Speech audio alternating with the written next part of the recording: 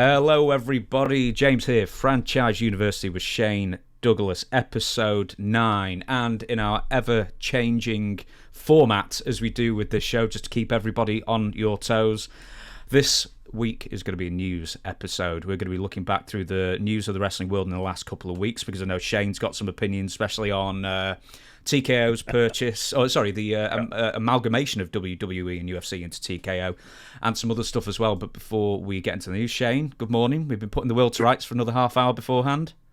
Yeah. Good morning. I got to interject here for 1 second. To make sure that this is said publicly, because a friend of mine was sort of hurt. Thought that we lied, or that I'd lied to him. When the name, first of all, will you verify who made the decision to call this Franchise University? It was you're the one who came up with the name. Up with it, but as one of them. But there was going to be a lull. Correctly, I was checking with Terry Funk, and then during that time, you decided that it needed to be named and went ahead and just pulled the trigger. Yes, I couldn't get in touch with you because obviously I think Terry passed away, and then the episode was coming out like a day or two later, and I had to call it something. So I hope you weren't too annoyed with me going with that name. No. The reason I say that is like a year ago or so, a friend of mine and I were out having some drinks. And we were talking about doing some kind of like a online like civics program about government, much like I would have taught in the classroom. And because again, here we have a lot of people in this country that really have no idea. The poll just came out that 90%, 9 out of 10, 25-year-olds can't name a single freedom of the 5 in the First Amendment: speech, press, religion, assembly, and redress of grievances. I knew that in second grade. And that just blew my mind. How could I gave F's to kids that could probably name 3 of the 5, So anyway, we were talking about this podcast, and he said, "Hey, how about Franchise University?" Well, I mean, it's not like that's a, wow, what a stroke of genius. Where did that come from? Having been a teacher, wrestling the franchise type character, how, and rather than say, well, I've kicked that around for other things, just to make him feel good, I said, let me think about that. Never put like an explanation to it.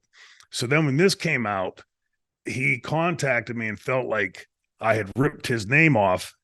And so Ned, if you're out there listening, brother, I promise you, as we just explained it, that's where it came from, how it came about. And unfortunately, in that time, Terry had passed away. So I was trying to reach out through Tommy, because Tommy had the closest connection of all, his Dreamer, and hadn't got back from him in a couple of days. And then I hear Terry died, and I'm sure that Tommy was aware that he was going downhill. I wasn't, and out of that, I certainly didn't want to be disrespectful or appear to be disrespectful to Terry in any way. So, Ned, if you're listening out there, brother, I love you. But that's the gospel truth on the name of the podcast. Yeah, I'll take the heat on that one if it helps, man. There's a couple of the other thing is, one of the first concepts that we came up with for this podcast was that we would be doing all the wrestling stuff, but also you want to talk about some real world events and obviously education stuff as well. I'm not the person to sort of bounce that off of, because I just don't like, if you name like the 5 freedoms, I don't know what they are, because that's an American thing, not an English thing. Sure. So, although I could have guessed at least a few of them, like human rights. But at some point soon, as we've talked on off air, that basically you'll be on your own doing some videos as well, just uploading them and giving civics lessons, history lessons, and everything else that you're passionate about as well. And they'll be exclusive to the YouTube channel, so that will happen at some point relatively soon. I've got something to. I think I actually know exactly what I'm going to do with that, so that will hopefully be coming out sooner rather than later. But just before we carry on with all the news of this last couple of weeks in the wrestling world, a lot of people have been asking, who is Moose? Now, there's a wrestler called Moose in TNA. Yeah. People are wondering if Moose from TNA is hanging about behind you, but it's not. Good dude. So who is Moose / Chris? So Moose is manager / agent. I met Chris. Chris is his real name, of course. I used to call him Danny the Dinosaur because he's so big. Huge, played semi-pro ball for umpteen years. huge wrestling fan from the Charleston, West Virginia area. And I had run into him. He was working with Kevin Sullivan at the time. And started talking, hit up a friend, struck up a friendship. And he started taking over my bookings, which is huge to me. That requires, I used to take me hours and hours every week, just scanning through, looking for phone numbers, calling people. And he's just a huge wrestling fan, and through it he's met a ton of the other guys, pretty much everybody. Books a lot of them out, maybe not exclusively, but books a lot of them out. Francine, Sandman, Jerry Lynn, a lot of the guys from ECW, and just has a passion for it. He's a huge wrestling fan growing up. And like he said, for him to be able to meet the guys, get their autographs, get merchandise, his memorabilia signed and everything. But what he does for us, at first he works a full-time job. He's with no need to say the company because they, don't bring anything back around on him, but works for a pretty big company, has a good job with that, works probably 60 hours a week with them, does this. And then on the weekends, he's constantly running with us. He goes to bed, 12 o'clock, sometimes gets up at 3:30 to go to his other job, and then comes back and does this. The guy, I've told him, you need to slow down. He's got two beautiful daughters, just gorgeous girls, smart, personality. And I told him, I said, you want to be around, for those girls when they walk down that aisle, or at their senior prom, or homecoming queen, become a doctor, lawyer, whatever it is they want to do, because they're going to be fantastic at whatever they do. So yeah, that's Moose. We always throw Moose, and we're not talking about the Moose from Impact, but great guy too. And so yeah, that's he sort of takes care of all of us, which is greatly appreciated. Yeah, me and him were just bitching back and forth. Don't tell him. Don't tell him. No. I'll never tell him. Just before you got on, we were just bitching back and forth on who works longer hours. I think it's him. But yeah, and he's got kids as well, so bless him for that. But yeah, no, he's been great for a lot of people, I think, including me and you. So good. Yes, Chris is a good man. We can definitely agree. Now, funny, you should mention, you stopped yourself from saying TNA, and then you went Impact. Yeah. This is our first bit of news, Shane. Impact are renaming themselves. Oh, really? Wow. Yes. Who knew? To TNA. Time warp, right? It's like you do the thing on yeah. Right? Looking at the camera. It's yeah. And what's the story behind that? I think it's probably because people have been calling it TNA ever since it was renamed Impact.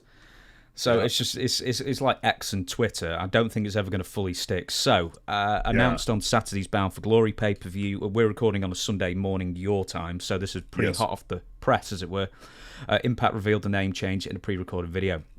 Impact Wrestling president Scott D'Amore said, "We still hear the TNA chants wherever we go. Fans have longed for TNA Wrestling, so that's what we're bringing back in 2024. TNA Wrestling, we're back." And then they had the logo out, and it's the exact same one as the original pointy, long, thin logo with some yellow instead of gold. But that's pretty much it. Does that mean anything to you? No, I mean, I wonder if it has something to do. I mean, first of all, you're right. Everybody still calls it TNA, right? And like you said, like how I proffered into that, because honest people out there watching, we hadn't previously discussed this.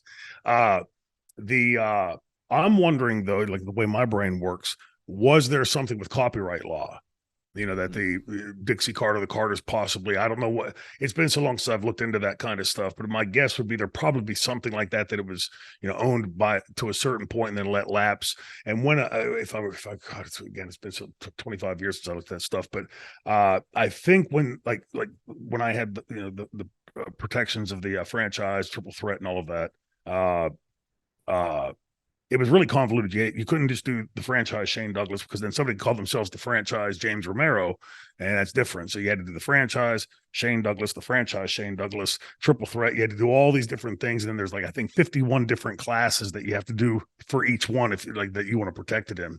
But it if it lapsed, if I let it lapse, there was a grace period that you couldn't come in day one and snatch it up. It would come back to me and say, "Hey, there's a guy that wants to buy the franchise. It's still yours, but you have to, pay these fees." So my guess would be there was probably something like that with it as well. But it's like you said, people are going to say, how many times you heard X, previously known as Twitter. And how long are people going to say that? It's going to, people are going to say Twitter 10 years from now and know what you mean. Same thing with TNA. So interesting. Again, it shows you how out of the loop I am with my own industry. It's I just don't have the time to like every day get on and check the news. No, in fairness, this was yesterday evening. This was announced as we record this. So unless you were checking this morning, you wouldn't have noticed. But something you may well have noticed, and by the way, with Dutch, I tell him all these news stories in advance. I give him the script in advance. Shane prefers to fly by the seat of his pants so much, or either Chris doesn't have a printer to print all this out for you. So the next one, and maybe the biggest of the week, Sting announces a retirement date. So he goes on AEW Dynamite and he says he's travelled up and down the road with the guys, the influences in his professional career, and why he and other older wrestlers keep coming back to wrestling.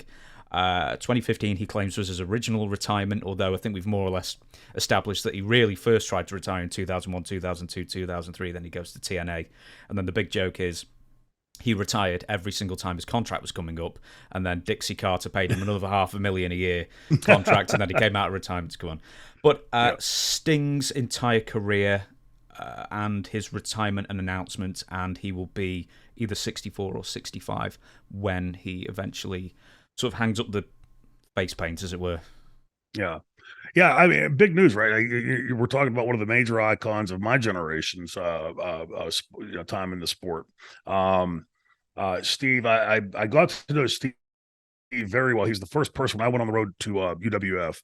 I had driven several days to Dallas. I didn't drive straight, took my time moseying on down there, and got to the office, parked in the underground parking, went to the elevator, and Steve and his wife Sue at the time were there. And of course, I know who he was because I watched the UWF, and I told him where I was going. I said, "Yeah, follow me. I'll show you where it is." And ended up renting a room in their house at the time when I was in UWF. So I got to know Steve really well. Good guy. Really loved the business. He and Ultimate Warrior came in at the same time as I think the Blade Runners. And both have been bodybuilders in California, and came in. I would say that Steve was probably the more diligent as far as like working to learn the craft.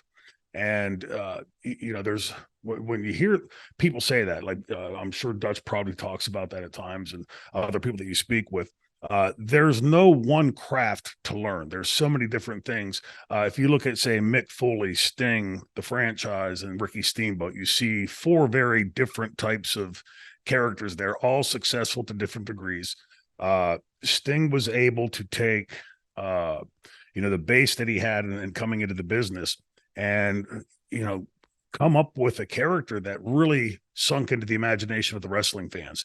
That ain't easy to do. Sometimes it's luck, sometimes serendipity, sometimes it's by design. But when you look at that, the one thing for me, I don't say is like, boy, that guy just got lucky. Right? There's no such thing in this business. Luck will take you like maybe through the front door, but to run the roads like we all used to in UWF, and that was a real territory run. You have to have some kind of a love for the business, because otherwise you couldn't stick it out that long. But Steve was lucky in the sense, like I was lucky to get their break into the business in a company like Bill Watts's UWF, because we've talked about it before. That dressing room was just chock full of incredible wrestling talent. Just sit down, kid, under the learning tree and soak it in. And so he took that and did very different thing with it than I would have done with it, right? Because again, we each have our own individual skill sets. Mine's vastly different than his, but I will credit Steve with this also. I had gone down there. I'm sure if you go back and look at those early UWF tapes when I was there, I'm sort of a skinny-ish, softish looking kid. Because of Steve's background, when I would go into the gym as a kid like that, I'd okay, I'd do a set of these and then go over and do a set of that. And hey, that looks fun. Let's go do that. Steve was the first to tell me, like, no, you do a body part like this, and keep the cable straight. Like just these little tiny details from a bodybuilder's point of view that I credit him and some others like Steamboat and Snuka with later teaching me more about that. But the initial portion of me understanding what to do in a weight room was from Sting. So if this is his, final retirement, his real like lifelong retirement, man, what a legacy he's left on the business. And I know Steve enough to know that he's probably being some semblance of guidance, at least to the guys he's working with. When we were in TNA, I had always thought like all these great veterans that we had in the dressing room would sit down, and James comes and says, "Hey, can you watch my match?" And you divvy out the same way it was given to us. And instead, I think Steve was didn't want to look like, "Hey, kid, I'm the know-it-all. Let me teach you." But if you put him with somebody, he would teach that person. Like I'm sure he's doing right now with Darby Allin. So it's if this is the final one, and something tells me, because and it's not a slam towards Steve, this business, when you've been successful to the heights that Steve has, and let's face it, he's been to the pinnacle of it. It's a very powerful opiate. And just like alcoholics fall off the wagon, I think Steve will in some way always be around the business. But at 64, 65 years old, all those years, decades in the ring take its wear and tear. But at 64, 65, no matter how well you keep yourself in shape, your body can't do what it used to do. It's you hear the phrase, "It's hell to get old." Better than the alternative dying young. But, Steve's reaching that point where, I think he could risk serious injury. I think wasn't there something recently where he fell on his face or something? And he jumped off a ladder. He jumped off a ladder, and either the people weren't supporting the ladder in the right way, or something like that. He didn't get the distance. He jumped out. The ladder was in the ring. He jumped off, and then slammed his chin right into a fella's knee. And then he ends up, So where that little soul patch goatee sort of thing, that was just like bright red. Yeah, so, he really busted himself Ouch. up. Yeah. Sure. And that age, again, like for you kiddies out there, you don't bounce back quite as easily as you used to. So, he certainly made enough money. And I don't think that's why Steve does it anymore. I'm sure, the contracts are certainly important, right? You don't want to go out there and do it for free. But, the fact that he's still able to do it and still do it at a fairly decent level, right? Like it's like looking back at Terry Funk in ECW, you go like, my God. That he was performing at that level in a company like that at that time is really amazing.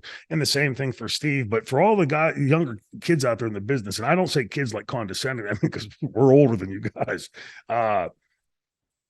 pay attention, watch what he's doing. See, the charisma that Steve has and how he oozes that out to the audience and makes that personal. Everybody in that audience, when you see someone like Steve Sting, everybody in that audience thinks when he looks into the audience, he's looking at me.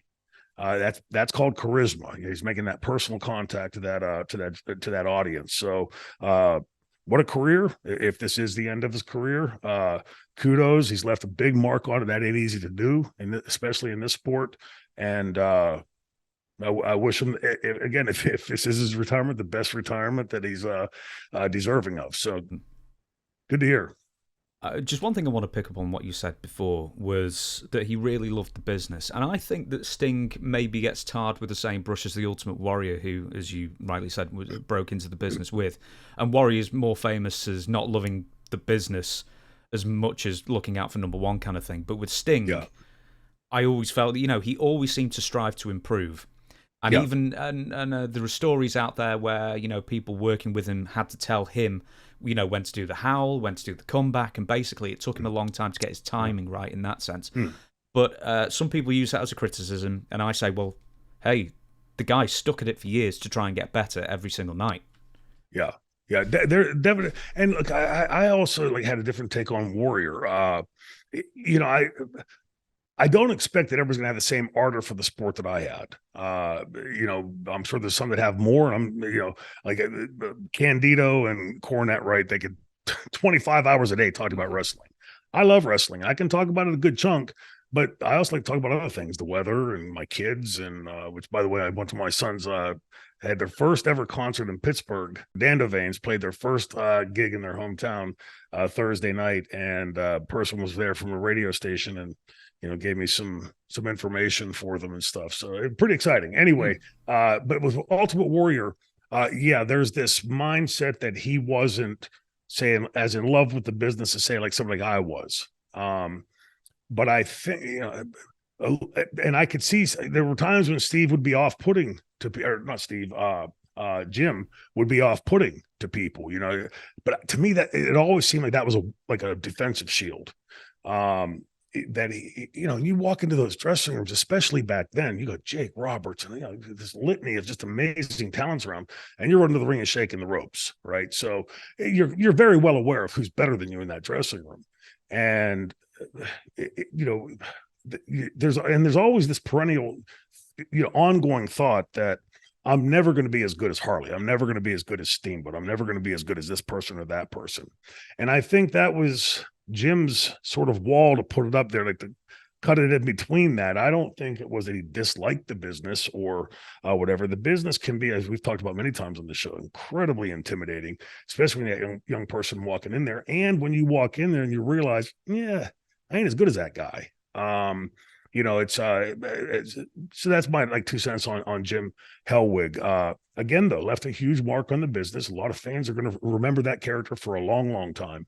But you're right with Steve. Like I would watch him, and we traveled in UWF. Me, him, Brad Armstrong, and Tim Horner ran those roads together, and 8, 10, 12 hours in the car. And excuse me, the conversations were about just that, learning this or learning, hey, tonight I did this and that didn't work. And, there was a lot of that kicking stuff back and forth. So I give Steve a lot of credit. Like I said, not easy. If it were easy, everybody would do it. And, to come up with that character that's going to create millions of bucks for you and your family and millions of fans around the world knowing you. You go to any country and ask anybody, ever heard of Sting? Sure, they got face paint, whatever, and they're going to be able to cite his title runs, the matches with Flair, and all of that. So, again, not an easy thing to do, and kudos to Steve. Career well done. Next on the agenda, and this is the thing that I know you've got the most to say about. Would you tell me how much you want me to do the preamble, or you can just launch in there? But Ari Emanuel on Vince McMahon. It's been widely reported that about a month after the TKO merger and TKO president Ari Emanuel claiming that Vince McMahon would be a major part of the company, Vince is already being marginalised within WWE. He is still current executive chairman of TKO Holdings, but it's been reported that pretty much all creative control has been wrested away from Vince and handed to Triple H on the orders of Emanuel himself. So, I can say more, or do you just enough and let's do it? Well, there's a whole lot of things going on here at one time. First of all, $9+ billion, which is by my gazintas double what the UFC was sold for. So like I've always said with Vince, I can give you my personal distaste for the guy and his predilections, but you can't argue with success, and he has done something that. That no wrestling promoter before him could have ever envisioned doing. They didn't think in those terms. And, whether he just sort of fell into it or if he had this idea, whatever the case is, like he created something that nobody else had ever thought of. That said, the good with the bad, the yin and the yang. I was talking to a friend of mine yesterday on the way down here, and, Vince, took the business to stratospheric heights, hugely successful, $9 billion. Aren't many entertainment companies get sold for $9 billion. So hugely successful. And you can't argue with that success. But at the same time, when you look at it, the wrestlers are still by and large being treated, even those guaranteed contracts or whatever else, which is a huge improvement. There are still things that are still done as much as they were in the 30s, 40s, and 50s in this business. And to me, having survived the opioid onslaught of wrestling, the Holocaust that was professional wrestling in the 90s, and I don't say that lightly. When I put myself back into that mindset, that was a scary, scary time. It really reached the point where I think most of us thought, well, this sooner or later it's going to be my turn, right? This is what happens to wrestlers. You come into the business and you die. To me, I guess the best way that I can explain it would be like through analogy. If Shane Douglas goes to the WWE, and gets put in, we'll say, the semi-main event at WrestleMania, that is a life-changing single-day payday. In WrestleMania 3, I think the semi-main event made $250,000, and that was 1980, what 88, 80, 87. So that's a lot of money today. I have no idea what it is today, but if, how many people out there watching this, if they had the opportunity to make 500,000, 700,000, $1 million in a single day, a week or two before, you break a bone in your back or your neck, blow your knee out. Something medical that the doctor says, look, dude, James, you cannot wrestle. I forbid you to step into that ring. Knowing that if you go to the office and say, Vince, I got to talk to you, something happened, and you're going to get coined, stamped, tattooed with either unreliable or injury prone. You will most likely never, ever ascend to that position again. So I'd ask all the fans out there, if this was your living and you fed your family, put a roof over your family's head like this, would you go in there and basically commit harry-carry and say, well, okay, Vince, I'm taking myself out. And so I'm not trying to make it okay that wrestlers were self-medicating like that. I'm just giving the mindset of what it was. You couldn't go to the cops or your lawyer and say, hey, they're making, because they're not making you do it, right? You can literally take yourself out, but never going to get back there. And so, like, when you take and that's just one example, when you take those types of things and you see this conglomerate being sold for just ungodly amounts of money. I think I read one time that WWE was like the 4th or 6th most recognizable brand on the planet, which is pretty amazing. There aren't many people that are going to say, yeah, I'm just going to go out and, just off myself to make sure that I never get back to that position again. Again, not okaying it or giving it the green light or rubber stamp, but this is the reality of it. This is how we make our living. So me personally, I'd risk my personal safety for my kids, not just in wrestling. If somebody was running towards my family with a knife, I'd throw myself in front of them. And I think any parent would. So that's where it comes from. That said, being sold, the yin and yang of Vince, and there's a lot of positive stuff with Vince, and there's Vince the businessman, there's Vince the person, and I think that's where, like, my separation comes in. But let's face it, there's also a lot of baggage with Vince, and especially now we hear that the FBI is raided, and there's a looming indictment, is the way the media keeps putting it. I don't know if there's an indictment looming imminently or not. It does seem to me that right now there seems to be a political tilt in this country, that if you are on a certain side of the fence, I think Vince is, that you have a more likelihood of being the ham sandwich that gets indicted. Plus, we have just speaking as a businessman, if you told me, James, that you embezzled $1 million from your own company last year to pay for whatever, I'd be pretty reticent to invest my money into your company, or a company that has you as its figurehead. So there's a lot of stuff going on here, but again, you can't argue with 40 years of success from WWE. My guess is this is a pendulatory thing. It's going to be, okay, here's Vince. We're sticking with him. He's the guy. He's the valuable guy to have here, because let's face it, he's the face of the WWE, right? And everybody that's a fan knows he's the guy that's behind it. So while they do this transition, my guess will be in 9, 12, 15 months, there's going to be Vince McMahon has decided to retire and go out and enjoy his life, and whatever. They're going to keep a nice, neat bow on this thing. It's not going to be it's just throw his ass out.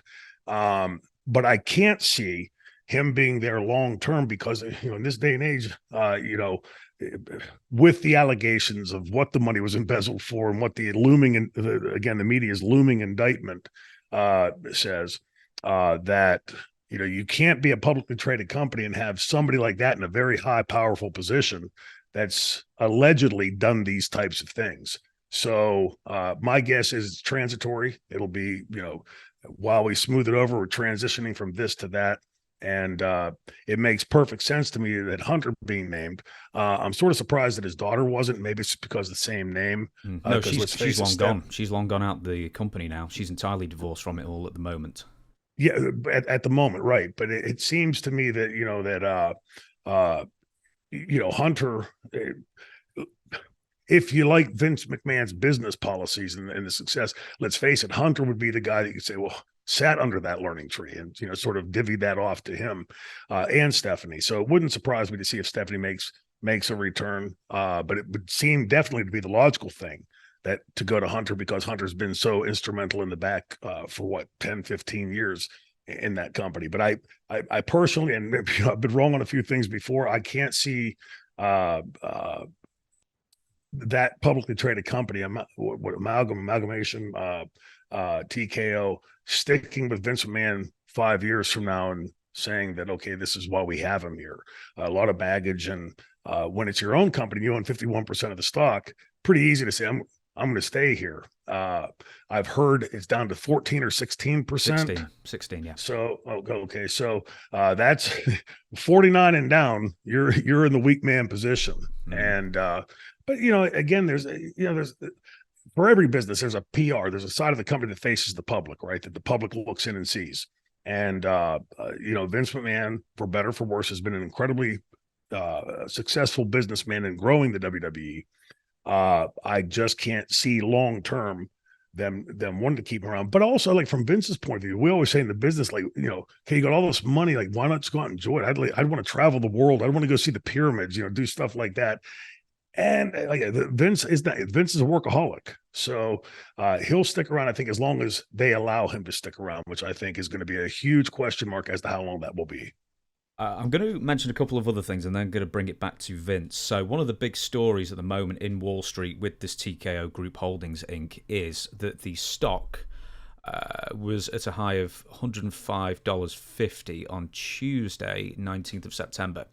And today it's trading at just shy of 78. So that's a loss of just over 25%. Yeah.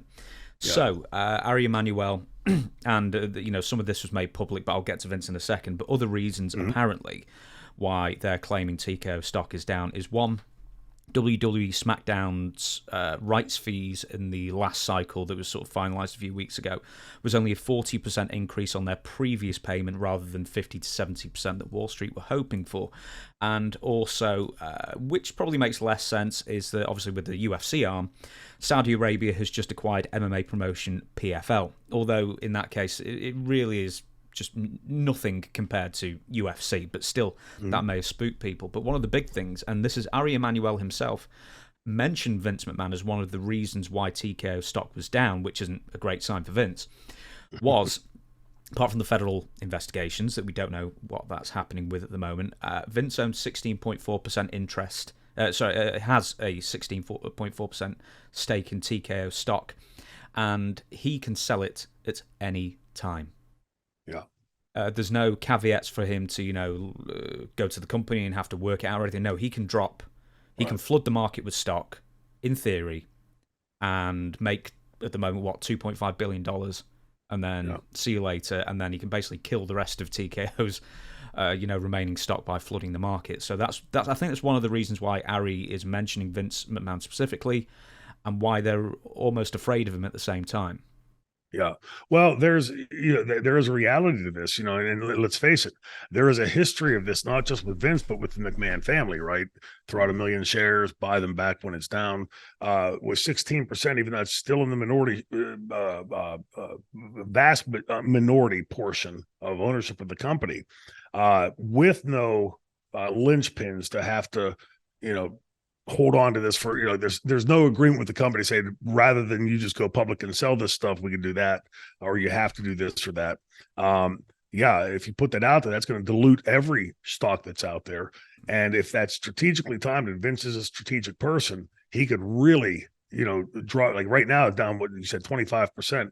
What if today Vince just liquidated and threw it out there? Drops another 25%, God knows what, maybe even more, because then would that spur a sell-off? People fear, like, hey, get out before we lose everything. That could be a bargaining chip as well to get back into the company. Say, hey, if you don't bring me back in whatever capacity he wants to be brought back in, then see you later, so much value of the company.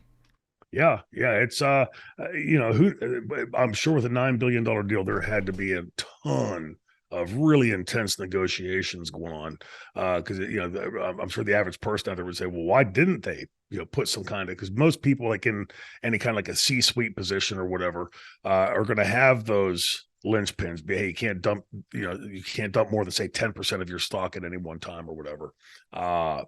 That they wouldn't have negotiated that, but Vince would have been in a position like once they offer that kind of money, he knows they really want it, right? Well, it's easy, and Vince is a salesman, right? Say, why would I do this to my own company? Well, there's a history of this with the McMahon family doing this. So the one thing I'll say about Vince, until he's in a hole, you can never write with exact perfection the next chapter of what Vince is going to do. He's in some begrudging backhanded way, there's a respect for me in that way, that he's able to keep, even in something like that, you say, okay, well, Vince is done. And then you hear that, okay, well, it's another chapter nobody would have predicted. Just a sidebar away from Vince. I am still curious. I would love to hear what the fans have to say, because I'm curious to see. The UFC and WWE are two ships passing in the night. Like they don't connect to me. I see my sons that are huge UFC fans. And I always hear, hey, Dad, we're going to watch UFC this weekend. In fact, they were doing that yesterday. Grew up loving wrestling. Their favorites are Edge and the Hardy Boys. But when they walked away from it, went to UFC, looking at my kids, I can't see them saying it suddenly, okay, other than those guys that you mentioned, Hardy Boys and Edge, I can't see them I can't see them saying, hey, Dad, let's watch WrestleMania tomorrow. And I think most UFC fans, that is, I'm sure probably most of the people you watch in those jam-packed buildings probably at one point were WWE fans or WCW fans or ECW fans. And as they've gotten older, said, okay, this is, we're maturing and this looks a lot better. So it seems like a square peg in a round hole to me, these two things going together. I've heard people say that it's going to be so like Conor McGregor, right? His in-ring career, in octagon career, is going to be wrapping up fairly soon. But boy, he's one of those guys that really fits into professional wrestling, right? He has that larger than life personality, that charisma and magnetism. So is this like the retirement home for the UFC fighters when they reach that point? I don't know. It's going to be really interesting to see how the UFC fans take to that being part of it. And I think they're going to have to proceed carefully with that, because if it suddenly looks like we're just blending these two things together, I think it's going to water down UFC, and I think it's going to confuse the younger fans that watch WWE. But I'm sure they've got some kind of a plan in place. It's just still one of those things I want to keep an eye on and see how they do it, because it just seems like a square peg in a round hole to me. As far as we could go on for ages, but I think the business layout of both companies are actually relatively similar. It's like a live events company and that kind of thing. Sure. I think the higher ups have basically said if there is going to be any crossover as far as activity, actual physical activity, it's a one-way street. UFC to WWE, not the other way around. As I say, we could go on and on about this, but for the amount of news that we've got in, we're going to move on. Did you see any of Tony Khan's Twitter meltdown last week? I was made aware of it by Chris Moose, the big ugly guy. And I think that this, his honeymoon is now worn out. In wrestling, if you're going to go out, successful bookers, if you're going to be like someone like a Dusty Rhodes, booking while you're still in ring, and we fans and those of us in the business can go back and parse the good and the bad of that. There was both, like in most of life. But if you're going to go out and make braggadocious statement of I'm now one of the top 3 bookers of all time, or sick, some assembly of those words, who are you comparing yourselves? Because I get off the top of my head name probably 25 promoters that were a lot more successful overall. Having a lot of money is a huge boon. My kid, if you gave him $1 billion, could probably do at least as well, if not better. So I think the fans, and I started hearing this weird thing from fans, not weird. It's just it was like a sudden blowback. AEW launched, and even though the ratings were, sort of this, that, the other thing, like no real growth spurts, sustained spurts, you were getting positive feedback from the fans. We'd be at the merchandise tables. Hey, did you see the AEW show? Hey, I love Jericho, whatever, that was type of the gist. About a year ago, maybe a little more, what was last summer, so a year and a half ago, I start hearing from fans. Started in Cleveland the first time I remember hearing it. Couple people, a couple comes up. I'm guessing 30s, early mid 30s, great shape, both of them. And the guy said to me, "Hey, what do you think of AEW?" And I said, "What do you think of AEW?" I'm not going to step into that landmine. And he said, well, he looked at his wife almost like wife or girlfriend, almost like to get permission. And he said, "Well, we were bought in from the beginning," and he was really carefully choosing his words. And he said, "But after the last like 6 months, we're out. Like we're done." And that was here the first time. Okay, that's different. I hadn't heard that. Now I've heard that almost every night, every time I'm out of with an audience, and it seems to be trending. The argument's going to be, "Hey, we just did a great house in England." You tell me if I'm wrong. I think any major American company coming to England, especially post pandemic, is probably going to do a pretty good house, right? Because it's something they don't get to see quite often. Mm-hmm. And again, not dispelling it, but I would think by now, in the amount of money that they've spent, they should, like Vince does when he comes over, instantly pack a building like that. In Pittsburgh, I've been to 2 shows of theirs in Pittsburgh, and neither time did they sell out the building. 11,000 seat venue, but a third of it taken up with stage and everything, and still not full. And I would think by the amount of money that's been spent by now, that building should not be big enough for them. ECW is a little bit different of a beast, a little more of an underground type of a promotion. But by that, by its end, we were able to go into those mid-sized buildings and pretty much pack them up. And we hadn't spent that kind of money. So, and then all the soap opera stuff that the fans are hearing about in the dressing room. That's that. I think now, like for the younger generation out there and for the younger fans out there, this is why there is a kayfabe, right? So that what we do behind those walls, you and I could have a knockdown, drag out fight. You knock my teeth out, I pull your eyeball out, but in front of the cameras, it's an angle. And you start airing that dirty laundry, it really, really looks bad. I mean, it looks bad. If you go out and air your family's dirty laundry, that looks bad. Everybody in the neighborhood's going, "Oh, what's James talking about that?" It's and so there's a whole lot of negative right there. What I think Tony needs, if there's going to be any chance for this company, for the senior con to capitalize on his investment, they're going to have to quickly retool and go in another direction. Clearly, what they're doing ain't working, as we see the audience doing this, the ratings on TV being this, the building's still failing to sell the buildings out.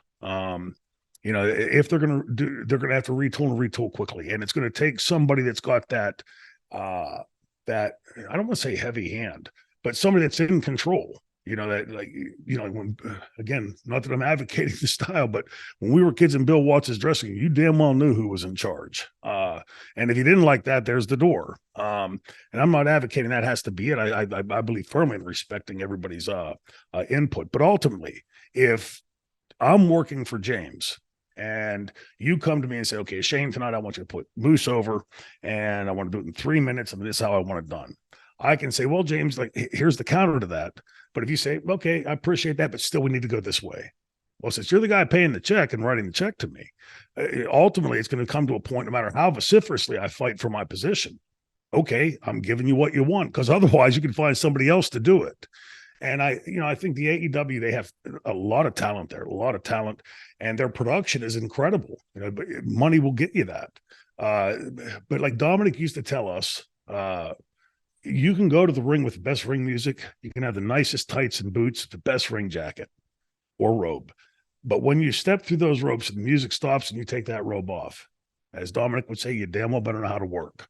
It's all about the product. Like for my son, in the group I told him the other night, it's all about the performance. If you go up on stage and you're missing your notes and sounds awful, sooner or later the club's going to say, "No, we don't want you back." It really is about that. And I think that's the one area that AEW has been really suspect in, with that amount of talent, which is counterintuitive because they have so much talent. When you look at a roster on a piece of paper, you go, "Wow, I could do a lot with this." Maybe it's time for Tony to ponder the idea that maybe he's not the right guy to be running it. I'm a huge fan of pro football, right? Doesn't mean I can go out and coach a team. or be a general manager for a team. There's really a lot that goes on and goes into this, and it sounds self-serving to those of us that have been in the business, but it's true. You look at someone like Dutch, right, Mantell, or Dusty Rhodes, these guys, Bill Watts, Paul Heyman.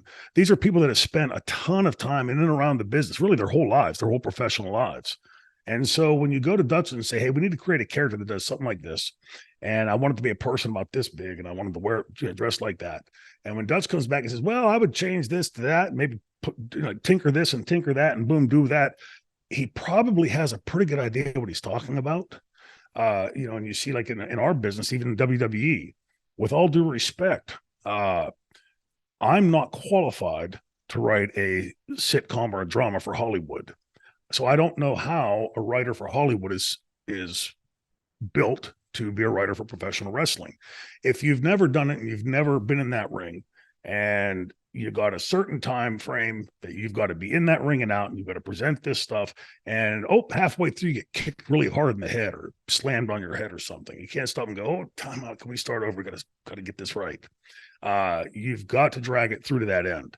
And knowing intuitively from being in front of audiences, what works, what doesn't work. Will the crowd react to this or react to that? Steamboat was a master at it. Without that experience, it's, to me, really impossible. And it's no slight towards any kid writer from Hollywood. I don't care how many awards they've won in their dramas and their comedies. This is a different beast. It's not full entertainment. It's not full sport. Acting is a part of it. Being a great athlete, those are helpful parts, but it's some kind of gray area in between those two schools. And unless you understand those nuances, you're going to get the snidely whiplash, heel, or the baby face that's, this, which are both of them corny. We human beings have exponentially more layers to us than that. And the greatest characters to me in wrestling that were so successful had those multiple layers. And I think we're seeing right now in wrestling from Tony and from the WWE writers, this sort of least common denominator approach to wrestling. So, okay, you're a bad guy, so that means you would trip an old lady, or how about the guy that helps the old lady cross and steals her purse? It's there's nuances and layers to that kind of stuff. And I think that a lot of the criticism that's being leveled towards Tony right now is because, like I said earlier, the product in the ring. You've got an incredibly talented locker room. You've got a lot of agents back there that know exactly what to do and what not to do. And so if you're not able to put those pieces together, no harm, no foul. But we three plus, just going into the fourth year of this experiment. Okay, you got it launched. Maybe it's time to step back and hand that to somebody else that does have an idea. It doesn't mean you have to be exercised or exercised from the business, but somebody that knows what they're doing. And I think that a lot of the criticism, some of it's well founded, some of it's going to be, as wrestling fans tend to do, like fans of any genre, are going to jump on and pile on. But bottom line is the company, for the amount of money that's been spent and the talent that's there, is vastly underperforming. Yeah. I'll very, very much be brief with this, but a couple of the criticisms that Dutch has spoken about is, one, the roster's far too bloated. I mean, you're spending so much money on 200 people when you need, for the amount of hours they put out, 80. Let's say you could cut that down to 2/3, between half and 2/3. And the other thing is, someone asked Dutch very recently on the other podcast, Storytime with Dutch Mantell, by the way, everybody. Yeah. What would you change about AEW? And he just said, sort of like the catch-all thing that he said for every promotion, it's like, the most important thing is the story. Yeah. Why do you care why these two people are fighting? And if you don't care and they're just two people, then why would you pay to see them? There's so much wrestling out there, you can see it all the time. And what was the other... Oh, I've forgotten the last thing I was going to say. But yeah, if I remember it, it's those two things. But yeah, more story, cut costs, because it's almost like a wrestler charity drive at this point. You don't need to hire 200 people and give them all a yearly contract. Yeah. It's almost like, you take your kid, when they're 4 or 5 years old, into the store and you walk past the toy department, right? Doesn't matter if you bought them 26 toys earlier this week, they want a 27th toy. And so suddenly when somebody becomes available from WWE, there's this penchant, like, especially in light of what we were told in the buildup, it's not going to become a home for ex-WWE wrestlers. Well, can anybody name one that didn't go there? Mm-hmm. So, and again, nothing against those guys. It's just like you said, bloated. If I'm running a football team, I need 11 players on the field.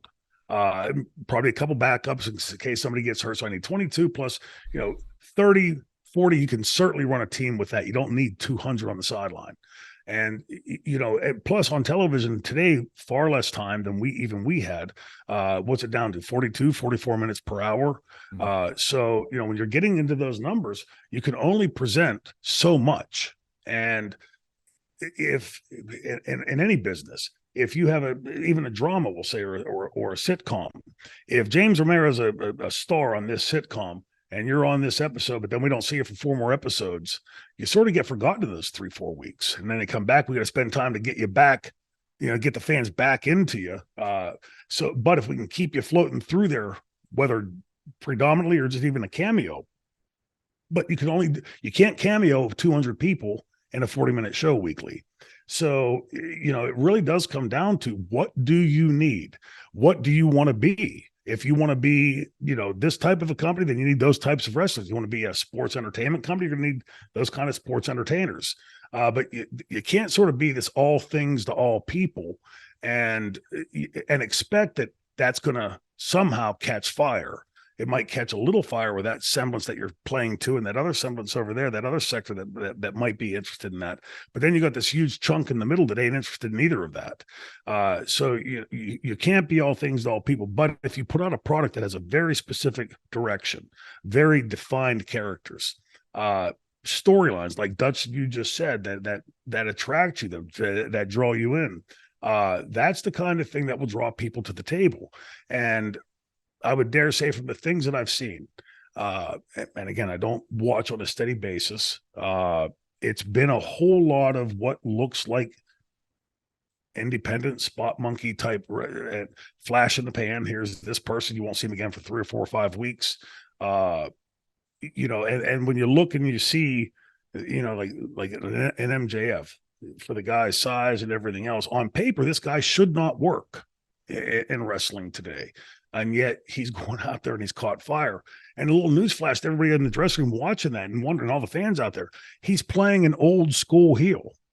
So for the kids that say, well, I can't teach us anything. Well, he learned something from those old school heels, and he's applying it, and in some ways in revolutionary, new, updated ways, and in a lot of ways in the traditional manner, but it's working. And so I would agree with Dutch. For anybody out there, by the way, I would go catch Dutch's podcast, especially if you love wrestling and you want to know a lot about those inner tinkerings of wrestling, the stuff that we're sort of battering back and forth right here. Dutch is like one of those guys. He might drive you crazy with over detail, but boy, he's a guy that's certainly going to know what he's talking about when it comes to that department. Yeah, I remember what I was going to say. I even wrote it down. That the criticism, the best way to say it with Tony is that he was a match booker, not a storyline booker. He can book matches that he would like to see and people like him would like to see. But essentially, if there's no story behind it, then etc. We'll move on. And for Gord's sake, I bet you've got nothing to say about this. Ric Flair wanting another last match. Have you heard this, Shane?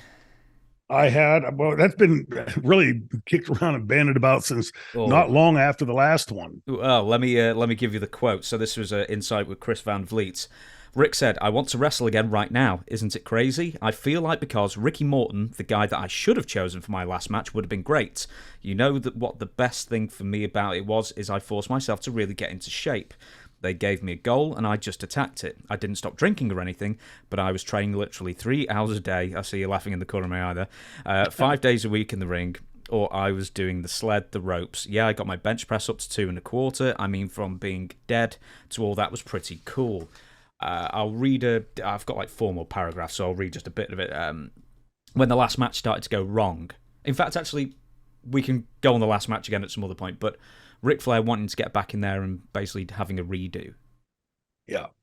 It's, look, like I said about Sting earlier, right? This is it's the most potent drug I've ever seen. When you're in front of a live audience, and I think Gene Simmons and Kiss talked about it in the Rio de Janeiro show. You get up there and you realize you can just tell this 500,000 people kill, and that crowd's going to go do that.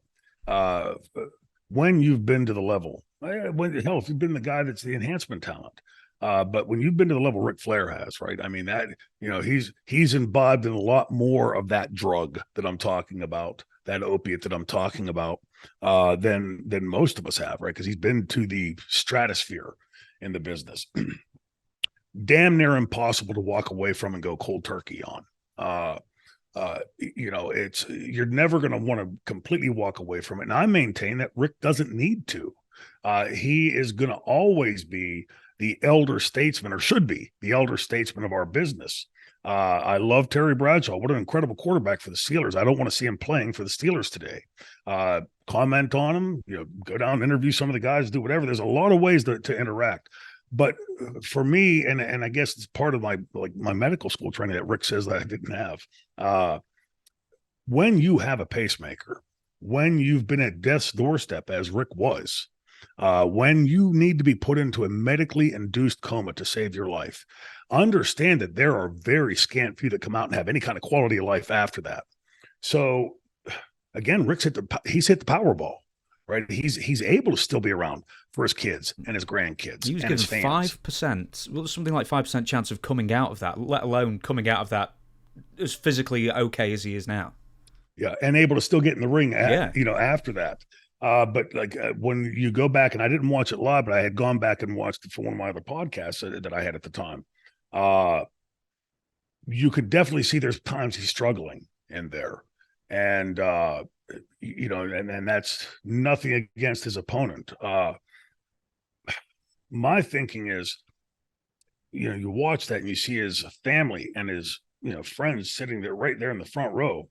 My God, what if something had happened? I mean, God forbid, that would have been atrocious. And, he's capped off an incredible career. Why would you go back to it? And run that risk again? It's my belief that Rick has this kind of weird, strange, morbid belief that he's got to die in the ring or something because he's Ric Flair. You can't die in a hotel room, can't die in your bedroom. You can't die, just walking home from work. It's got to be in the ring. And I get the poeticism of that, but it's, to me, you look out at those grandkids, and those grandkids aren't going to want to read or hear you and me talking about these incredible matches this guy used to have. They're going to want to hear that from grandpa directly. Mm-hmm. And, and I think he owes it to them for that. Capped off an incredible career. My personal differences aside, I mean, he's the nature boy, Ric Flair. And be that Mount Everest to the grandkids and to your kids and to your fans and to everybody else. Please don't go in the ring again, especially if what we heard him say after that he had blacked out twice during that match. If I was the referee in there, I would have panicked. Let me even build upon that. So this is another one of the quotes. So this is the last paragraph, so I may have missed something out. But basically, he's saying that he faked a heart attack because he was dehydrated. He doesn't mention that he was steaming drunk beforehand when he went in there. He had a load of drinks. Yeah. But he says, "Oh God, they were just going to slam me off the top, suplex me, stuff on the floor. Everybody's just panicked." So these are all the spots that eventually just had to get cut out of the match. Everybody's just panicked. It all was a concern for me. They didn't forget their parts. That's his opponents. They just went, let's get through this. That's why I had to fake a heart attack. I went, slow down, I'm okay. I should have never said anything. So then we got a little bit more back in, but my son-in-law, Andrade, had to put the brass knucks on my hand. He's going, wake up, sir. That was it. So he's basically saying that he was feeling so terrible that he had to fake a heart attack to try and slow everybody down.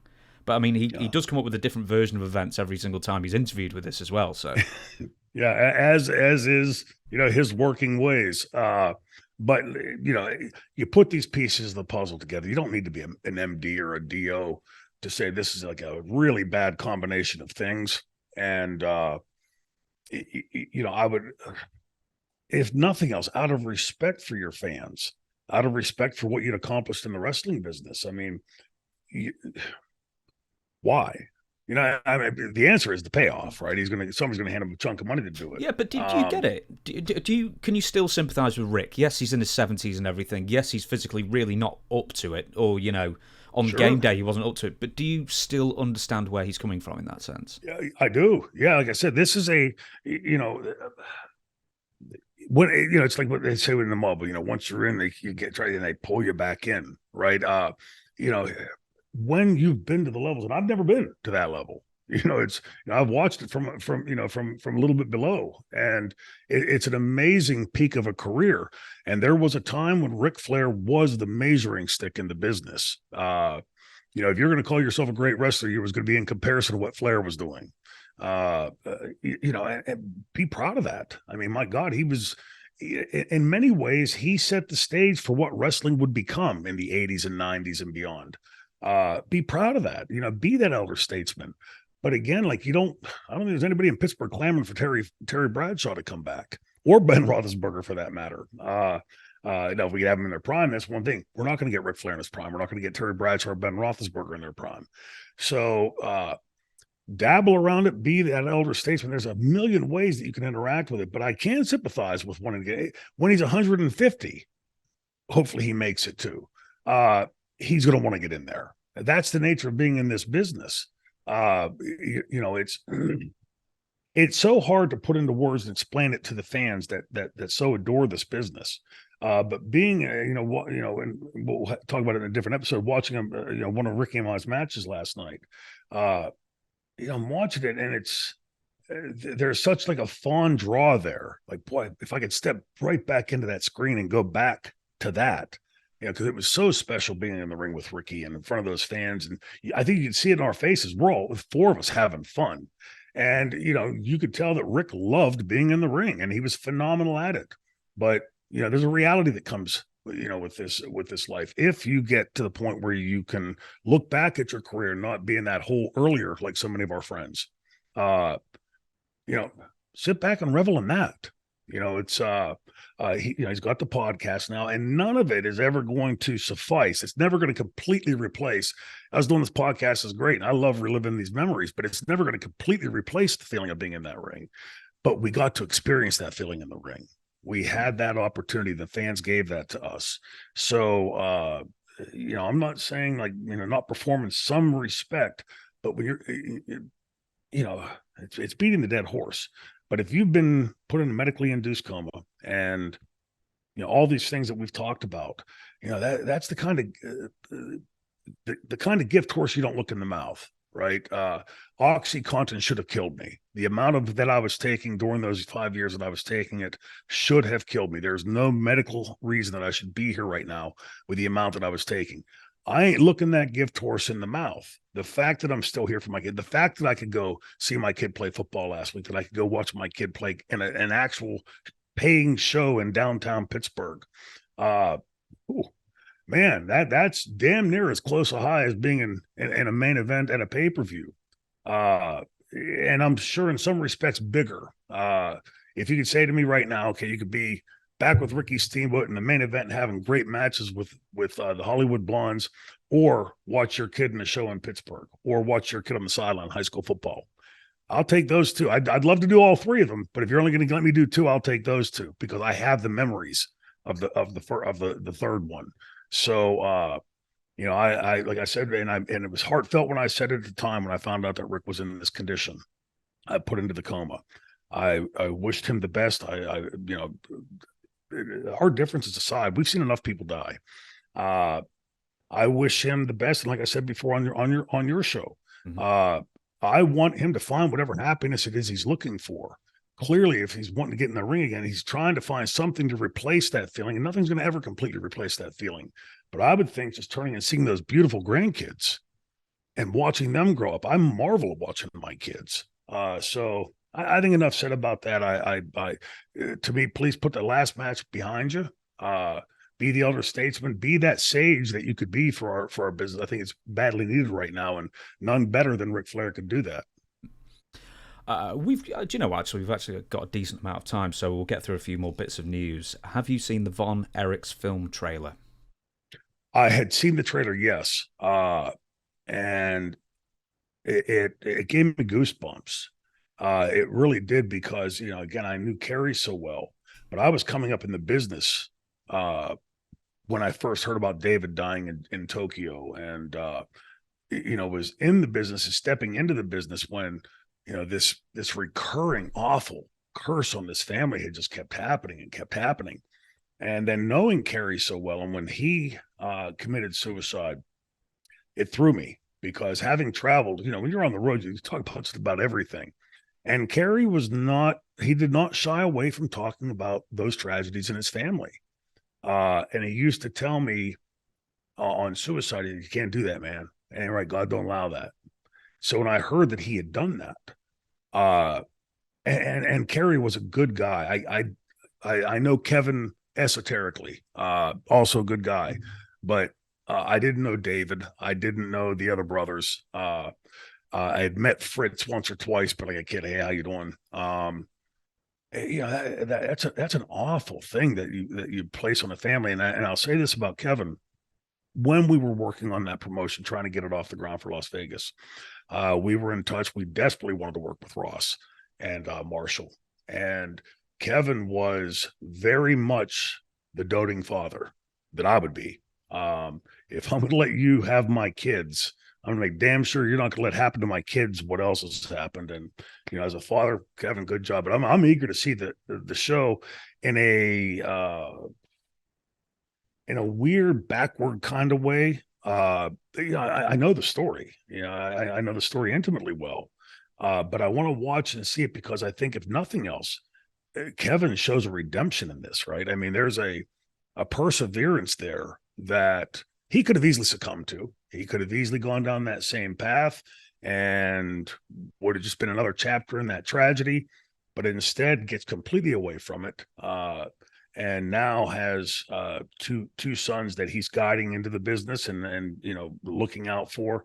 That's the part that I want to see is because that's the part I'm really unfamiliar with. After Kerry died, like I didn't really have any connection to the family other than talking with Kevin for this promotion about using Ross and Marshall. So yeah, I'm very eager to see it. I also want to see it because world-class championship wrestling was such a big part of my upbringing, like especially that those moments before stepping into the business, and like the Sportatorium documentary and things, which I thought were phenomenal. I'm eager to see how much of that, if any of that, they get into. With that being said, I'll run through a couple of things, and because a couple of these questions have asked Dutch as well, so in case you're wondering why they're a bit familiar, Zac Efron stars as Kevin Von Erich. Lily James is also in it as the love interest. Maura Tierney, who's in ER as Abby Lockhart, and I remember her as Jim Carrey's wife and ex-wife in Liar Liar. Yeah. And I also MJF plays the fake Von Erich Lance Von Erich, which is amazing. And also my suggestion that Dog the Bounty Hunter play Michael Hayes fell on deaf ears. That would have been a great casting. I would have thought it'd been good. What do you think of Efron's running of the ropes at the beginning? I thought it was quite impressive. What astounded me was how much he looked like Kerry. Yeah, but he's playing Kevin. That's the problem. Because I thought he looked like Kerry. Yeah, he looks like Kerry. And so when I first saw the trailer, that's who I thought he was playing. It's how they do this in Hollywood. How these guys, because Zach's not a huge guy, right? And Kerry was a pretty big boy. Yeah, we've got 5'8" Zac Efron. Yeah, and Kerry was what, like 6'1"ish, 6'2"ish, and really knew his way around a weight room. But it's enough that you can suspend the disbelief, especially those of us that knew the family. It's going to be interesting to see how Hollywood puts its tilt on this. And these kind of shows, they sometimes play loose with facts and that kind of thing. And I'm a stickler on stuff like that because having known it, a lot of that inside story. But the fact, I think it speaks for what the Von Erichs meant to wrestling when Hollywood's doing a major movie and having, that cast of characters play in it. It's, again, there's like this yin and yang part of it, right? When I think of it, like there's so much tragedy to it. And, for fans out there that aren't aware, there was a sister that had died when she was like 2 or 3, fell in a mud puddle, I think, or like a water puddle, and drowned in the water puddle. That was the first son, Jack Jr., I think. Oh, was it a son? I thought it was a daughter. Yeah. He's called Jack Jr. You look at this and think, my God, like this is like a curse on this family, right? It's like one of those King Tut's tomb curse type things. But the thing is that again, if you watch the trailer itself, it mostly seems like a love story and only like a bit of tragedy because there's like a funeral scene in it. But then that's almost glossed over. You know, you've got the hard-nosed father Fritz because there's a bit of the dining table where he says, "At the moment, I love you in this order, but that can always change." Which was a bizarre thing to. I don't know if it was ever said or not, but who knows? But I'm wondering what the tone of the film's going to be because, as you said, you can't talk about the Von Erichs without just talking about 2 hours of tragedy, essentially. Right. So I'm wondering what angle they will take with the story and liberties, if any, as well. Yeah, and I'm sure there will be liberties, but also, like if I've talked about this before, I apologize. But each time I sit down to work on a book, about my career, I find myself digressing to these darker places, and I don't want the book to be that. I want the book to be. I still have a wide-eyed wonderment of the business. There are still times I look around and go, "How the hell did I get here? Why does anybody want to watch me on a podcast?" And I want to convey that. And so, like, you got to find this balancing act. For me, the movie has to detail some of the tragedy, right? You can't have this, this family that's so universally seen as being cursed. And I don't believe Kevin thinks that, but like from my outside looking in, but but there was a whole lot more to that story. It's Carrie having lost the foot. We traveled together, and it was strange. To this day, I don't know how he did it. We would walk into a building and, carrying our bags, dressing room this way, Carrie would go this way. And 5 minutes later, he would come back completely dressed in gear. And so it was clear to anybody that paid attention, there were 2 stories: that he had the ankle fused, that the ankle was gone, that the foot was gone. And I thought, well, this is, if he doesn't want anybody to know, that's his personal right, And I just couldn't buy that the foot was gone, because if you watch him performing as the Texas Tornado and doing the Bolo punch and stuff, like, if he's got no foot, that's pretty amazing. Well, he had no foot, and it was amazing. He was a stud of an athlete. But I did it. I tried as hard as I could to not impinge on that personal part of his life. He and I would room together quite often. And we were in Los Angeles. My brother had been a set designer that passed away in 2019, early 2020. And he had gotten me a reading for a script from a lady that he'd worked with. Boots Hart was her name. And I'd gone out and done the reading. We had dinner, and I went back. And I would always make noise at the door if he wanted to cover up or whatever. And he always did. Well, I made a bunch of noise at the door, and I opened it, and I go to walk in, and I could see the leg, no foot. So I closed the door quietly and made noise again, and I finally went into the bathroom, and he finally did cover up. I don't say that to embarrass him in any way. I say it to like really put him on a pedestal, because, again, go back and watch him performing as Kerry Von Erich. This is before all these new prosthetics that came up because of the Gulf War, and the War on Terror, and these new amazing prosthetics that these people have. And you go back and watch, basically with a prosthetic foot with a slip-on sleeve, and watch Kerry perform, and see if you could see him missing a step anywhere, or really struggling to get there. He was an amazing, and I'm sure they will hit on that in the movie. But I'm definitely going to go see the movie, because I'm eager to see what they do with it, what liberties they do take. I'm sure they will take some, but overall, I think it's the story, even aside from the tragedy, of a family who stepped into professional wrestling, had their father as the stepping stone into the business, and even in spite of all this tragedy, still left that big of a mark on the business. And that again, that ain't easy to do. The rumor that I always heard as a fan regarding Kerry's foot was that he'd injured it in a motorcycle accident, had surgery on it, and then someone had bet him that he couldn't walk across the dressing room, and then he tried it, and that's when the absolute serious damage was done. Is that what you heard? Is there any truth to that? Yes, it wasn't a motorcycle; it was a quad. Sorry, and he was out riding around, and was coming up a real steep hill, I believe, on their property, and somebody had called the police, I guess, and for whatever reason. And again, my understanding was it was on their own property. And when he got to the peak of the hill, he saw the cop cruiser sitting there, and he just instinctively tried to turn. Well, his ankle got caught in between, and the foot peg went through his ankle. and just completely shattered the ankle. And he would later tell me that, you know, the addiction that he followed up with that would lead ultimately to his suicide was, you know, he said, you don't realize how much of a shock absorber your foot is. And so every step he would take, even with the prosthetic foot, it would go into his ankle or his lower leg, into his knee, into his hip, into his back. And each one of those, you know, was just pain, pain, pain, pain, pain. And, you know, he had gotten busted for writing bad scripts, and you know, they obviously the family was well known in Dallas, and the judge told him, like, you know, warned him prior to that, if I see him here again, and saw him in there again, and he told him to go home, get his affairs in order. And Kerry went and took the other way out. And I remember that, like, really, when I heard that, it really jarred me because of the conversations that he and I had in the car. But you know, you put a 44 Magnum to your chest, that ain't a cry for help. You're serious about leaving. And so again, I hope the movie, even if it touches on the tragedy and brings it into it, I hope it really does get into the type of people they were. You know, because again, as little as I'd met Kevin through the, because we didn't, our careers didn't really intersect much. Kevin was really quiet compared to the other ones, as far as I was concerned. But you know, you could always seem like a really good guy. There's guys in our business, I'm sure a lot would say about me that, you know, some of us are assholes, and I always saw Kevin like that. And I love Kerry. Kerry was just a great guy. So I hope I'm sure the movie will, you know, like dip into all that, but I'll definitely be in the theater with my popcorn catching it for sure. This next bit of news, I don't want to spend too much time on it because we are going to realise what is actually happening in about a month's time. But Tammy Sytch, a prosecutor, has recommended that she's going to get 26 years.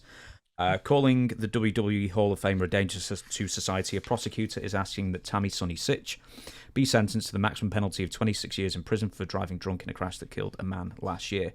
The quote from the prosecutor: by continuously driving under the influence without a valid license, the defendant has demonstrated a wanton disregard for the law and a clear refusal to abide by the law.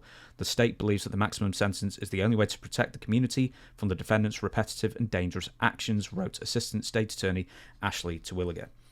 26 years has been recommended by the prosecutor. How does that sit with you as a number? It breaks my heart, honestly. I mean, you know, there's a you know, part of me that really admires Tammy in the sense of what she had done in wrestling, you know, like, and not needing to do it in the ring. Really, wrestling's real first true diva. Mm-hmm. Yeah, we have great women wrestlers before that, Sherry and Ducey and even Jazz, like in around that same time, maybe a hair after. But she was that first, like, beautiful woman that didn't look like a woman wrestler, right? I mean, she walked, you know, really did have that. And Tammy was a, you know, very bright girl. You know, we would talk often in the dressing room. To see where she's gone and seen what addiction has done in her life. After sitting and watching as much as we had watched, the absolute holocaust and devastation that was the wrestling business in the 90s, to not, you know, to not want to veer away from that and go some other way. But I agree with the prosecutor. There had been you know, to me, I've always said, if I spend 1 minute inside a jail cell, that would cure me of whatever bad thoughts I had. The idea of not being able to move around, just to me, I'd have to, you know, off myself somehow. You know, and if that didn't cure her for that, I do think, though, there's another side of this, you know, from what I heard, that she was constantly given breaks, you know, like, and you know, I'm not assuaging her or giving her a get out of jail free card, no pun intended. But you could see how somebody heard her going in there and say, well, you know, these people know me, they're giving me these little extra breaks and whatever else, instead of that real slap on the hand or kick in the ass. But you know, to me, and we've talked about this off camera multiple times, as far as, you know, hurting somebody else. The fact that you did that, and I think and I said it at the time, what's going to really do her damage is being online in the days following that. Yeah. And MFing people on there. Like, it's, you know, I'm sure she has an explanation as to why she said that. I'm no tech guy, as you know, but I'm, like I always say, like, who in today's day and age would get on here and take a picture of themselves naked and send it to somebody? I mean, how could that go bad, right?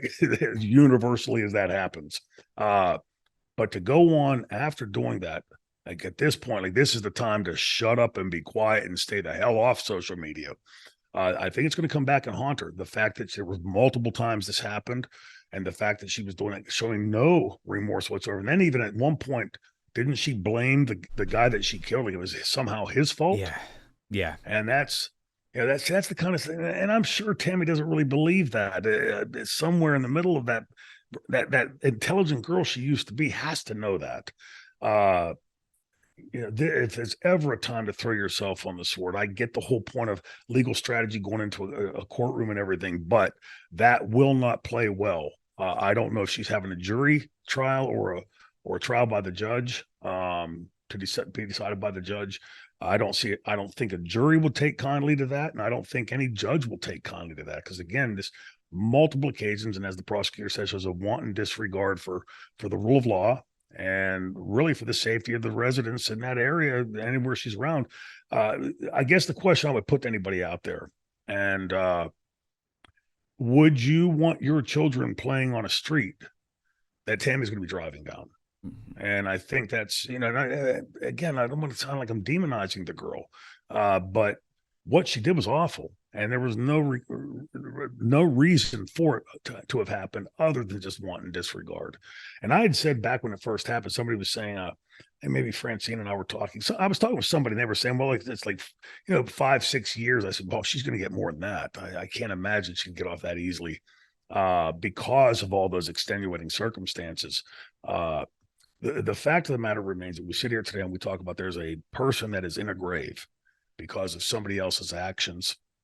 And again, that would be the place to throw yourself on the sword and take whatever punishment comes. And I think the punishment probably, had she done that, been at least a little bit less than that.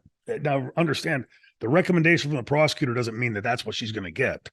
But based on the circumstances here, I'd be hard pressed to see that the judge or a jury wouldn't get at least close to that, because there's so many circumstances involved here that really are negative and towards her in that respect. Whatever time she gets, I hope and pray that Tammy can find the person that she used to be in there, because she really is an intelligent young woman. Again, like I said earlier about Sting, you don't get to that point just because, or just luck. There's a lot of cunning and a lot of planning that goes into that, and strategizing and so many other things. Tammy had been a very bright girl. I know she must still be in there. I hope she can find it to try to help bring peace to the family that she brought so much pain to, and hopefully be able to get out a bit before that. I think Tammy could, if has the opportunity to do that, she could be an incredible resource to go out there to talk to other people and say, hey, like, this is the thing not to do. But it doesn't surprise me. Like, I thought for sure that when this first happened, that this was going to be a long stretch, and whatever it is, whether it's 26 years or something lighter, I hope that somewhere Tammy can find her peace in there and help that family find peace in it too. It's just a tragedy all around. I'm going to give you 2 more news stories, but for the penultimate one, I need to find a prop. So just bear with me 1 second. Okay. Okay, right. So Bret Hart, a few days ago, it was revealed on Reddit or wherever it was that he had signed a photo this way. Fuck Bill Goldberg. Shittiest wrestler who ever stepped in a ring. Bret Hitman Hart. Bret remains disdainful of Bill Goldberg after all this time, it seems, after the Starrcade head kick. Were you were in the building at the time, were you? Or you left? I think I was there. I know I was there in that same time frame as Bill and Bret being there. I know I was with Bret afterwards in Australia, because he was explaining to me the injury, the concussion, but I can't recall what was the date on that. Oh, well, I mean, that photo was only just taken a few days ago. No, I mean the incident where it was Starrcade 1999, so December 1999. Oh yeah, I was still there then. I didn't leave until 2000, I think, or a little bit after. Yeah. See, I would have been there. Do you ever talk to Bret about his issues with concussions, maybe before or after the Bill Goldberg kick? Yes. We had talked again in Australia about the bike accident, and the recurring effects of the multiple concussions, and what he was laying out to me, and it's because it's his private health, I don't want to get too much into it, but it was a bit hellish, what he was explaining to me. When I off the subject, but to the same topic, when I watched the movie about called Concussion, about Dr. Benjamin Amalu, who'd originally diagnosed CTE, and did so on Mike Webster, who was a captain of this iconic Steeler team in the 70s and 80s. What that man was experiencing in the end of his life must have been no less than being in hell. Couldn't sleep. They found a police taser in his truck, and he had burns up inside his groin. He was tasing himself with a police taser to sleep. They were giving him powerful sleeping meds that weren't working. He was experiencing hell. And, a lot of what Bret, I won't say that Bret's were near that bad as the symptoms he was explaining to me, but, for guys that have done like what we've done in our business, gone and traveled the world and a constant 24-hour day, 365 a year, go. And again, performing at the level of a Bret Hart, to suddenly be having the types of symptoms that Bret had described to me, I would see, although maybe not as severe as what Mike Webster was experiencing, but it sounds to me like it was on the path towards that. And you could see how these are two divergent styles, right? Bill's was coming into the business afterwards. The very different approach than Bret being brought up in the business and being really diligent, the excellence of execution, right, which is no misnomer. And to go into the ring and have something like that happen seems, I don't want to say cruel because it implies that Bill intended. I'm sure Bill didn't, but these are the things that can happen when you're in the ring, and it could happen. He could be in the ring with a Ricky Steamboat and that have happened. Less likely, I would say, but still could have happened. So, but each of us carries our own likes and dislikes in the business, and it. I'd be remiss if I would say to Bret that he didn't have the right to have his. But I would, say, and this is not even a defense of Bill. It's just, again, I could go into the ring with the safest wrestler on the planet and get hurt. You'll know if it's intentional or not. I think, pretty clearly if somebody intended to do it or not. Sometimes it could be in the gray area, but for the most part, you'll know if it was meant to be a tater or not. And I just would have a really tough time thinking that Bill intended to do that, just knowing him like the person I know. But I can also see Bret's distaste and anger with it. It's especially when you come from the place that he did into the business and how he conducted his career. Just one of those things that, I don't think we're ever going to reach a point where Ric Flair and I become buddies. And I don't think we're ever going to see a time when Bret and Bill Goldberg become buddies. But isn't that part of what makes the world go round? It's otherwise it'd be a pretty boring place. I mean, I think enough said about that. It's, I get along great with both guys, and I respect both guys as different things they brought to the business. And I would be really shocked if this was like an intentional tater by Bill. I think there might be times, not being as well trained or having been in the business as long, that, you intending and not intending would be two different things, but more likely to happen with somebody who's less well trained than say with somebody that is as well trained as Bret had been. So I think it's just really one of those things you're never going to get a satisfactory answer to. There's always going to be some level of anger, I'm sure. Of the many things we didn't get to the news for Nick Aldis's debut on WWE television, Ted DiBiase Jr.'s indictment, The Rise of LA Knight, Dominic Mysterio, the debut of Edge, Brian Pillman Jr., CM Punk being turned down by WWE. So it just goes to show you just how much news we've just missed. Quite frankly, with all of that, I don't know if there's anything on any of those things you want to just bring up, or I can just shut the podcast down now. Yeah, look, the thing with Brian Pillman Jr., I just learned this last night from Moose. It's the first I'd heard of it, and look, I get that Vince wants to own the name and all that. I understand that side of it. I really do, but the kind of promo that Moose described to me, if accurate, I think put Brian Jr. In an awkward place. Why don't I show it you? I'll show it you now. Yeah. Okay, one sec. I thought that was Brian Pillman. I mean, it was, that, like, woo, like almost caught you. Yeah. Something else. All right, so here is the last minute of the sort of debut promo where Brian Pillman Jr. Renounces the name Brian Pillman. Yeah. His own damn son. I lost him when I was just 4 years old. I don't know him. And you'd think being a WWE superstar would be the last thing that I'd want to be. And you're right. And trust me, I've tried everything. I've tried football, lacrosse, hell, I even have a college degree. But this industry has been in my blood since birth, and I could never escape it.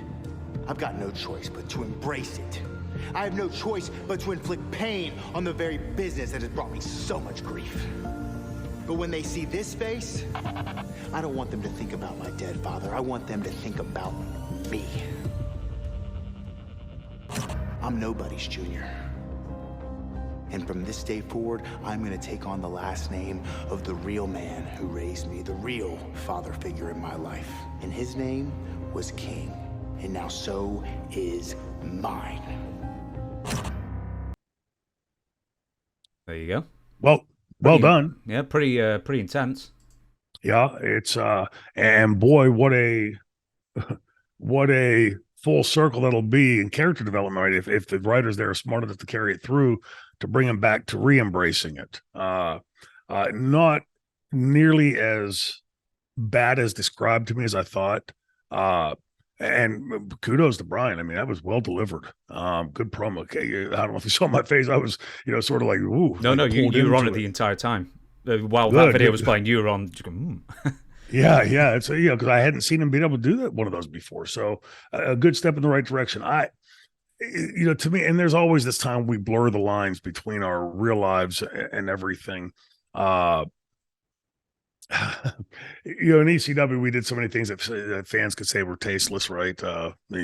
Guilty. But for WWE, and I think the audience that they're playing to, I can make a pretty good guess as to where they're going to take it and go with it and do that full circle. Again, great character arc. But on the face of it, it should get people talking. It's again, I thought it was going to be like one of those things of just the way it was described to me, like he just sort of shit on his own father.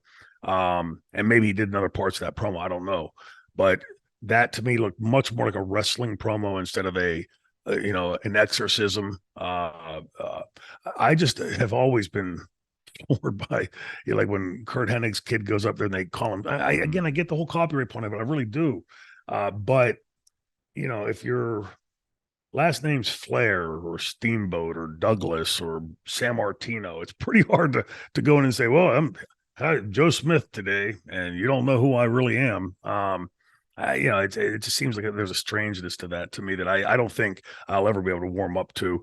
And I think it's because of the divide between me and sports entertainment. I've always considered myself a wrestler, but on the delivery of that thing, I thought that was one of the best promos I've ever seen Brian Jr. do. Boy, even the facial, like I said, when you first threw that up, I glanced up and I immediately thought it was Brian. Because I just watched the clips last night, of our match, and Brian had that face that if you were friends with him like we were, it's just like it's like seared in there, grilled in there. But here's the other part, Brian, he's probably upstairs right now going, and that's brilliant, great stuff. That was right up Brian's alley. So I'd come to think that when I was going to be critical of that when I saw it, And I still don't like the tap dance of where it's like seemingly at, but on the delivery, and I can see the arc that's coming from it. This could be like one of those first get back to the business type thing of what we do. And I just hope they take it the way that I think they're going to, and take the fans on a hell of a ride with it. But great job, Brian Jr. Yeah, it's funny because when I was talking on the other podcast with Dutch, that's what I said. I said that would be perfect if they eventually, because he's going to hopefully be brought in as a bad guy and then eventually reconciles with his own past, changes his name back to Brian Pillman, then you've got a fresh character, then you've got an evolution of something that everyone wants him to be anyway, and then it sort of should propel him forth from there. But anyway... I'm curious, what did Dutch think? Can't remember. I do so many of these podcasts, Shane. I think he was broadly in favour of it. I don't think a lot of people were offended as you were by the name change. Right. But I don't even think Dutch was. I think he was like, no, I can see him doing really big things with that. Yeah. See, again, Dutch has that ability to see like in a booker's mentality, right? To see that water vision. So interesting. Yeah, it'll be fun to watch. Yeah, we shall leave it there. Thank you very much, everybody, for watching. As I probably say, Franchise University with Shane Douglas is out every Tuesday, as I'm sure you all know. I will be revealing in 2 episodes' time the email that you can get involved with to send questions to the franchise himself, and we will do a fan question podcast once every single month. I'll give you the details when they are most relevant, let me tell you. But for now, thank you very much for watching. And Shane, I was going to say we the people then. We don't do it on this one. Shane, what's the outro we do here? And if I remember it properly, right, it's going to be I appreciate you guys tuning in and learning at Franchise University.